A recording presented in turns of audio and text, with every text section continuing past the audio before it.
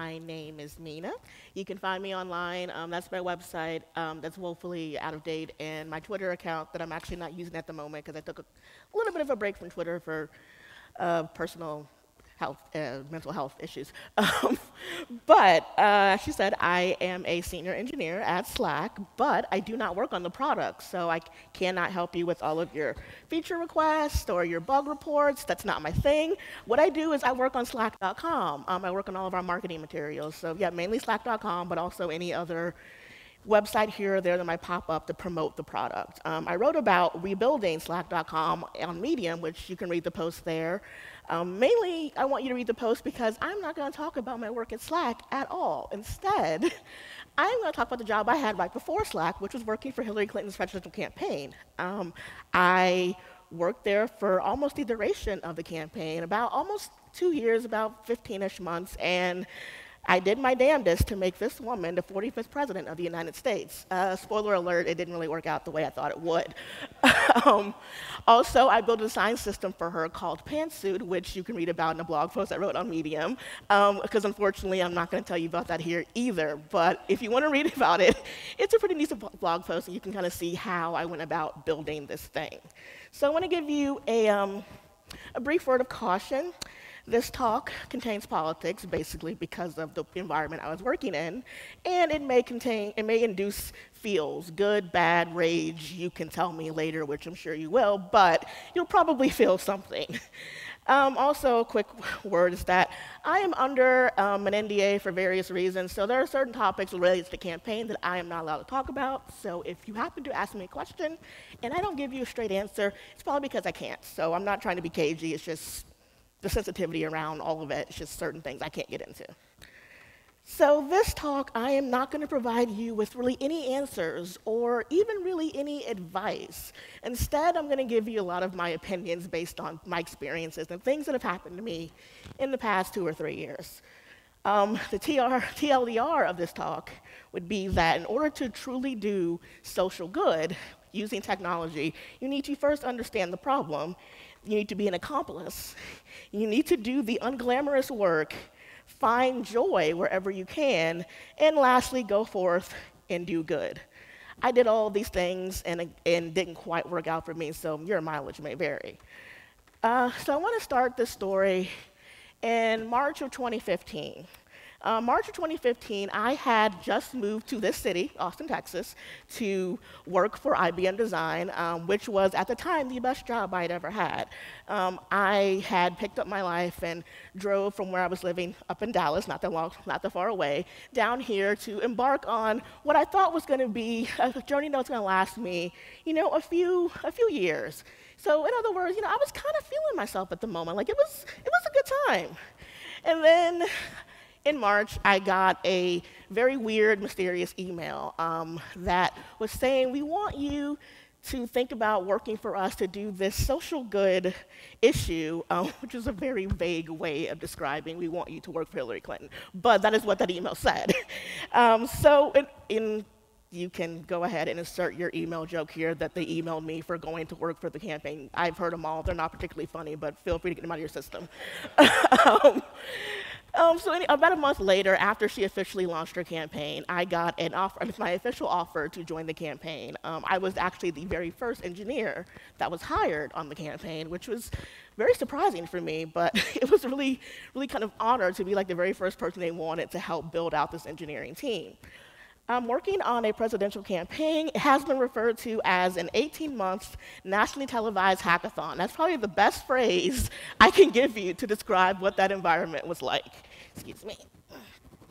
So when I joined, I was the first one hired, but because I had to effectively blow up my life here in Austin, I quit my job 6 months after I got it at IBM. They weren't particularly happy with me about it, but when they found out why, they were kind of okay.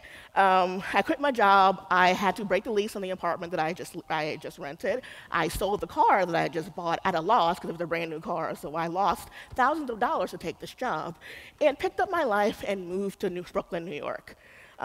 All that took me about a month from when I got the offer to when I actually got on in the building. The tech team looked like this when I got there. It was Me and a handful of other guys, and the CTO in front of me, Stephanie Hannon. That was it in June of 2015. Towards the end of the campaign, on election day, our tech team looked like that. About 80 people. That includes engineers, engineering managers and leaders, product designers, and product managers as well. And that's not the entirety of the team. There were probably about a dozen of us or so who were actually embedded in the states, in state offices, helping to do get out the vote activities. Okay, so I tell you this story of how I got there, so you can kind of see where my head was at the end of this campaign on election day. After it was over, I got a lot of people looking to me and asking me, like, what do I do? What do we do now? Like, now that it's over and it didn't work out the way we wanted to, people who were upset about the results kept wanting me to tell them, how do I do good now? How do I attempt to use technology and to use my skills in order to do something good in this environment? And it took me a long time to come up with an answer that I felt comfortable giving people and that I felt was reasonable. Excuse me. And the answer I kept coming back to was one that made me uncomfortable. It's probably one that'll make you uncomfortable. And the truth is that tech is not good. Tech is not a particularly good force in the world for various reasons. We tend to automate people out of jobs. We tend to gentrify cities and displace the local population without any regard for what we are doing to the people who already live in these cities. We build algorithms that incorrectly label Black people as gorillas. And then, 3 years later, the only fix we have is to just make it so the term gorilla no longer is recognized. We perform algorithmic cruelty by showing a grieving father an image of his dead daughter.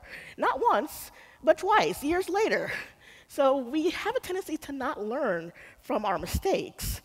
And I don't say this to pick on people, to pick on these engineering teams. I'm simply saying that if you're not asking yourself how the technology you're making can be used to hurt someone, then you're not doing all you can. I want to stress the importance of recognizing your impact over your intention. So a good example of this is if you ran someone over with your car, like if you went outside right now and ran someone over, you wouldn't first be like, oh, I didn't mean to hit you with my car, like I was just trying to go down the street. No, first you would acknowledge the fact that you ran this person over. Secondly, you would apologize for doing so, and then you would tell them, okay, maybe I didn't mean it, but I am sorry. And that is essentially what I am suggesting that tech leaders do when they're in these scenarios, is first acknowledge the impact you have had before you start revealing your good intentions. Because you cannot deny the negative impact you're having simply because your intentions were good. One quote that I kind of keep going back to was Mark Zuckerberg, right after the election, facing criticism that Facebook had played a big role in permeating fake news around the country and leading people to false conclusions about certain candidates. And his immediate response was to deny and defend the organization, the company that he built, which is a reasonable, and I understand the response to that, because if someone's telling me that what I built was harming someone, I would get defensive immediately too. Like, I understand the reaction, but you cannot negate your negative impact just because your intentions were good. As they say, the road to hell was paved with good intentions. One of my favorite non-tech examples of this is this moment from The Tonight Show when Jimmy Fallon had this guy on his show and said that he didn't do it to humanize him. He did it, in effect, to minimize him. Unfortunately, that was not the actual impact that this particular moment had. It may have been the intention was to minimize him, make fun of him, or whatever, but the impact was he boosted his profile to a nationwide audience, even more so than it already was. Later on, about a year later, Mark Zuckerberg actually came around and was ready to acknowledge the role that Facebook played in perpetuating fake news, which is, again, a great first step in acknowledging that you are acknowledging your part in what the problem may be. And it's really uncomfortable to acknowledge that what you're doing may be a part of the problem. I hesitate to even show this because I know it might hurt some people's feelings, but again, I want to know that we need to first acknowledge what our role, indirect or not, has been in what the problem may be. Another personal example that I have of this is I wrote a tweet a little bit about last summer. It was shortly after the Google memo, shortly after Charlottesville, the events in Charlottesville happened, and I was just feeling really upset and really dismissed and unwanted by various people because of who I am as a Black woman. So I wrote something saying that I've been told I don't belong in tech because I'm a woman, and I've been told I don't belong anywhere because I'm Black. And plenty of people saw this statement for what it was. It was me venting my frustrations about feeling marginalized and unwanted by the people who were in power. People like my CEO, Stuart Butterfield, were one of the first people to say, you know what, don't believe any of this, you belong. They were validating the feelings I had at the time. And I got plenty of other people saying essentially the same thing. They were validating my experience and my feelings. But every once in a while, I would get a message saying, don't speak for me. People who were offended by the idea that I was suggesting that they weren't a paradigm of good. And I saw these and got kind of frustrated and annoyed because that's not what I was saying. I wasn't suggesting that you or every person like you was personally oppressing and marginalizing me. I was stating people that have the same experiences, people that have the same privileges as you were making me feel a certain way. But this brings me to one point, something like this is very typical ally behavior.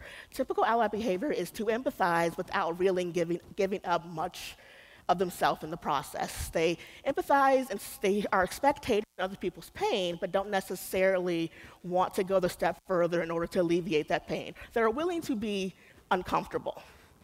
So my suggestion to you is to not be an ally, but to be an accomplice instead. Accomplice is this term that I heard from Doretti, who is a coworker of mine at Slack. And she describes an accomplice as someone who uses their position of power and privilege to lift up and to elevate marginalized people at some personal risk to themselves. To put it another way, accomplices have some skin in the game. And what I mean by that is that they are willing to lose something. They have something to lose. They have either social capital to lose, or money to lose, or jobs to lose, or relationship to lose. They're willing to offer up something of themselves as a sacrifice in order to improve the lives of other people who can't necessarily fight for themselves. And this could be something very simple as just replying to someone who is taking the defensive with a marginalized person, saying that you're not getting it, you're making yourself you're part of the problem by making this all about you. Or risking social capital and risking being criticized yourself by calling out other bad behavior that you see. Essentially, you don't talk about it, but you are about it. You don't talk about it, be about it. I have a few non-tech examples to kind of drive home this point. Bree Newsome, the activist who took down the Confederate flag in South Carolina, she had a literal accomplice in James Tyson. He's not pictured here, I'll show his picture in a second, but he literally supported her climb up this pole by fixing her harness, by spotting her, making sure she was safe as she climbed up this pole, and making sure she was safe as she climbed down. And then when inevitably she surrendered herself to the authorities, he got arrested right alongside with her. He took a great personal risk. He risked his freedom and risked getting a criminal record in order to show solidarity and support to a cause that didn't directly affect him. And I love this image so much because in it, he is still looking out for her. He's still focused on her experience and making sure that she is being treated with the respect that she deserves. He's not trying to center himself in someone else's story. He's just offering up whatever he has to offer. Another example of this, you may have seen this image from the 1968 Olympics with two Black athletes who were raising a human rights fist. It wasn't necessarily a Black power fist, they corrected that, but it was just a nice fist in the air to protest human rights conditions that they were seeing in America. But maybe haven't heard a lot about the guy on the far left, Peter Norman, who is not raising his fist, not because he doesn't care, but because it's not his moment, it's not his fight. He had solidarity with them, even so much as to give them one of the gloves that they're wearing. He suggested that they wear the gloves, and he purposely did not draw attention to himself in that moment. When it came so far as to create a statue of this moment, he declined to have himself featured so that other people could stand on the podium and pose with them. So again, offering up a bit of his legacy and letting himself be less important in order to lift up what he thought was the more important message. This is actually even a more of a tragic story because based on his actions at the 1968 Olympics, he was never actually invited back to the Olympics again by his native country of Australia. They effectively ostracized him for doing this. John Carlos, one of the shirt, said that while he and his other athlete were facing scrutiny here in America, Peter was facing basically the entire country of Australia and doing it on his own. And in the end, when he died in 2006, both of them were pallbearers at his funeral. Now, I'm not saying to be a great accomplice, you need to be willing to get arrested or to die destitute. That's not what I'm asking you to do. I'm instead saying that be willing to offer whatever piece of yourself that you can in order to show that you are truly standing in solidarity with the people that you are trying to lift up. A good way to do this is to simply talk about pay. There's a really big pay gap amongst different marginalized people in tech. This is taken from an article I read this year, or excuse me, not this year, it was last year, about the pay gap from white men down to black women. I would be paid about 21% less than the average white man with the same experience. One great example of taking this information and using it to be an accomplice was these two actresses, Octavia Spencer and Jessica, I'm going to pronounce her last name wrong, Chastain, I believe it is. In one of their recent films, Jessica used her position to get Octavia paid as much as she was. Octavia said that she was getting paid 5 times less than she would have gotten. She used to get paid 5 times less before Jessica decided to stand with her during the negotiation process. And by doing that, she may have risked something. She may have gotten paid less than she normally would herself, but she made sure that her friend was getting paid what she thought she deserved. And so I really like this idea of just simply sharing information in order to empower someone else. So I would implore any people in the room, particularly white men in the room, to share your salaries with your female counterparts so that they have a better idea of what they are worth. I have a personal example of this. One of the jobs I worked way before IBM, I found out by various means that I was getting paid $20,000 less than my white male counterpart. We had the exact same experience, exact same job title, exact same functionality, job function. He just got paid 20 grand more than I did. Armed with that information, I first went to management to see if they were able to compensate me the same as him. They, of course, told me no, they couldn't give me that big of a raise, so I used that information knowing that this is the number that I am now worth, and I took it to get a new job. So I would say that it'd be really empowering for other people, other marginalized people in the room, to at least have information to know what other people with similar experiences are getting paid. Okay, so I'm going to shift from talking about history and talking about my previous experience to talking about the campaign. One thing I learned with the campaign is how to do unglamorous work. I love to show this image to people because it kind of shows how, it's pretty indicative of the environment that the tech team was kind of used to working in.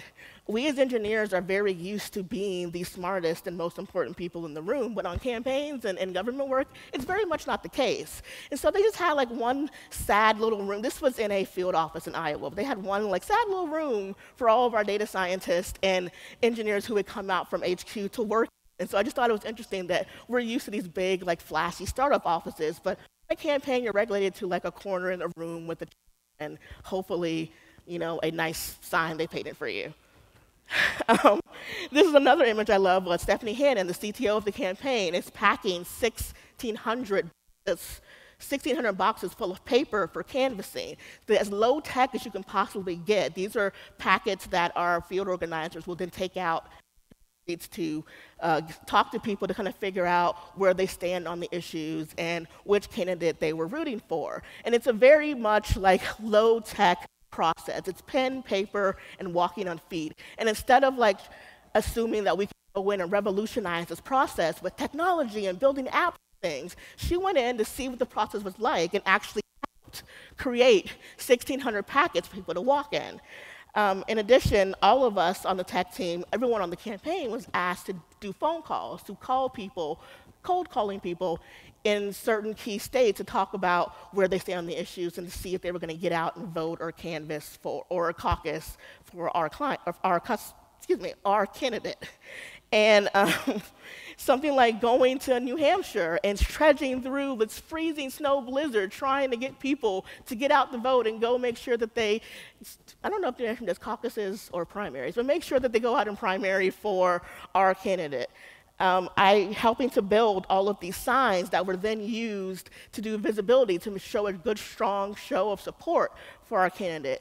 And I remember being asked to do all of this and being really, really resentful at the time because, damn it, I'm an engineer. I didn't sign up for this. I signed up to write code and sit behind a desk, and I don't want to go out and talk to people and phone call people. Like, this is not what I thought my job was going to be. But that was not the job they asked me to do. That was not the job they needed from me at that particular moment. They needed me to go knock on some doors. They needed me to help out with these packets.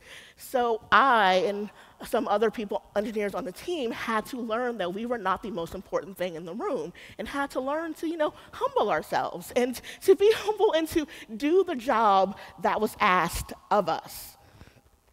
And because I'm short on time, I kind of have to skip over some parts. But I get asked this question quite a bit is, was all of this worth it? Like, I told you the story about how I gave up effectively my life and a great job to go do this thing, to go help enact good in the world because I thought it was the right thing to do. And especially given that it was not successful, do I still think that it was a worthwhile experience?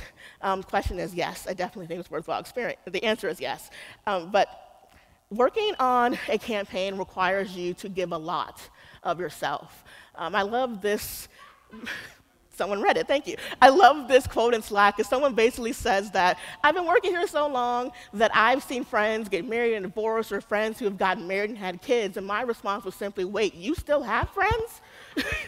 Because my friends stopped, but gave up talking to me a long time ago. But when I think about my time working on the campaign, trying to make history, trying to do some good in the world, I think about a lot of great things. I love this image because it shows how long I was there. The very first thing we did in June of 2015, and then June of 2016 when she became the official nominee. But I remember things like Winnie, who was our unofficial campaign dog, emotional support dog, office dog, mascot. She was everything. She lived essentially at the office and provided us with a great deal of joy when we needed it. And also, she became famous in her own right. This image is not about me. This image is about Winnie. I just happened to be in it. I remember booze, a lot of booze. This image was taken the day that marriage equality passed in the Supreme Court, and people were very, very excited and got lots of champagne. It was a great day. I remember lots of free food, lots of snack food, lots of junk food, actually, to be more precise.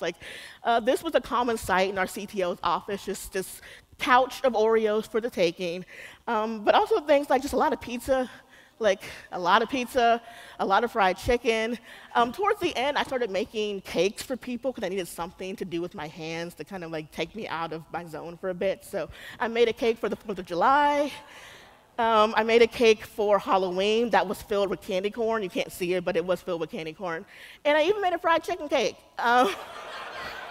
The fried chicken cake was made for one of my coworkers. He was getting married during the campaign, he didn't have enough going on in his life.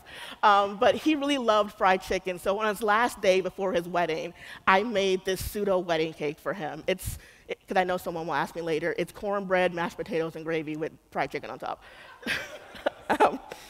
But I remember things like meeting former presidents. President Bill Clinton stopped by a few times to kind of talk to the staff and get to know us a bit and thank us for supporting his wife.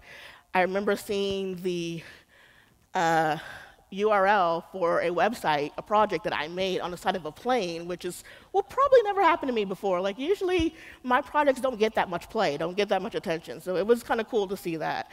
Excuse me a second.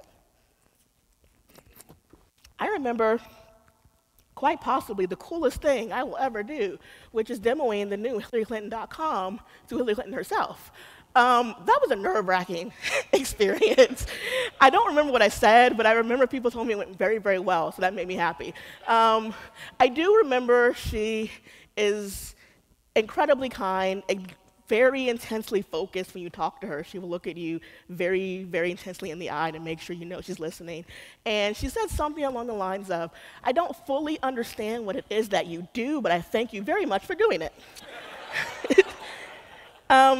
And I remember after it was over, I saw a bunch of kids outside of HQ writing messages of thanks and support on the sidewalk, which is really, really helpful to see after we had a very devastating loss and we're not in the best of spirits. I remember the people of New York putting up this subway monument of Post-it notes with notes of resistance and thanks and love and kindness. And I remember the last time I saw Hillary Clinton, which was 3 days after the quite possibly the worst day of her life, but she spent her time consoling us, her staff members, and telling us to go take care of ourselves, but then come back and continue to be a force of good in the world. She gave me a letter and a rose, both of which are framed and on my desk back home, and every time I look at it, I just can't help but smile. And that's what I choose to hold on to, smiling, the moments that make me happy. Like birthday parties with our team. We frequented that bar quite a bit because it was like down the street from the office, and just celebrating all of our life moments in the midst of this chaotic, important mission. Doing karaoke trips. We really loved karaoke, so lots and lots of karaoke trips, and just having lots of fun. Like, I don't remember when this was taken, but it was just like some random day we all decided to start dancing and having, fun and beers and whatnot. But really, I just remember lots and lots of joy. Which brings me to my last point about doing good in the world, is that you need to be able to find joy wherever you can. Something that gave me joy, and still gives me joy to this day, is the fact that so many people seem to love this randomly named project that I made, Pantsuit. Like, people have never seen this project, but they always tell me how much they like the idea of it. So I hold on to that. It's like, clearly I have made some small impact, and people seem to appreciate and like what I did. It doesn't help that I would also get affirmations from Hillary Clinton herself, not directly, of course, but through various means, of her saying how much she appreciated the work that we did. Sometimes I read about it on articles where she would be like, I love my college calculator. I built the college calculator. Or seeing things like she loved her website so much that she would have it projected on screens at her rallies, which is a very strange thing to do, I might add. Like, there's no interactivity. You can't interact with this website. You just are staring at a picture of it. But she really loved it and wanted people to see it, so she put it up on projectors, which I thought was just, like, really cool and kind of adorable, and I loved it. And after the election was over, one thing I did to take care of myself was, for lack of a better term, I fled the country. I went to Hong Kong for a couple of weeks, and I just disconnected and had a great time. And I didn't feel guilty about this because I was doing what I needed to do. It was an act of self-love and self-care, which is a very important step to doing good and to doing activism that people tend to forget, is finding ways to take care of yourself in the midst of all of this. Because joy is not an indulgent thing. Joy is defiant, particularly when there's so many people trying to steal your joy. Okay, but Mina, what really can I do? I would say the first thing is really important to do is work with existing organizations. I want to stress the idea of not trying to solve other people's problems for them, but to embed yourself in the people already trying to tackle those problems and seeing what it is they need from you. A great organization that does this is called Ragtag. They embed tech volunteers and social good organizations in order to better serve what they need.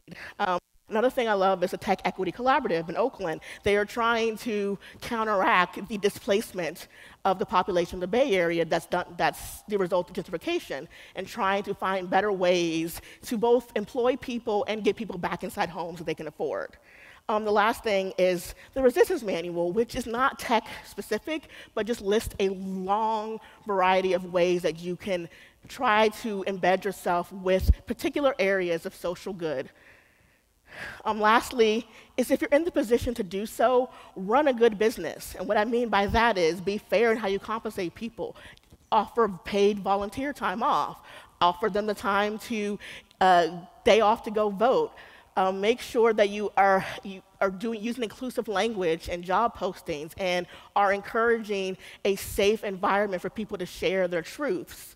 But really, most importantly, just strive to do good. But let's not strive to just do good. Let's strive to do the most good.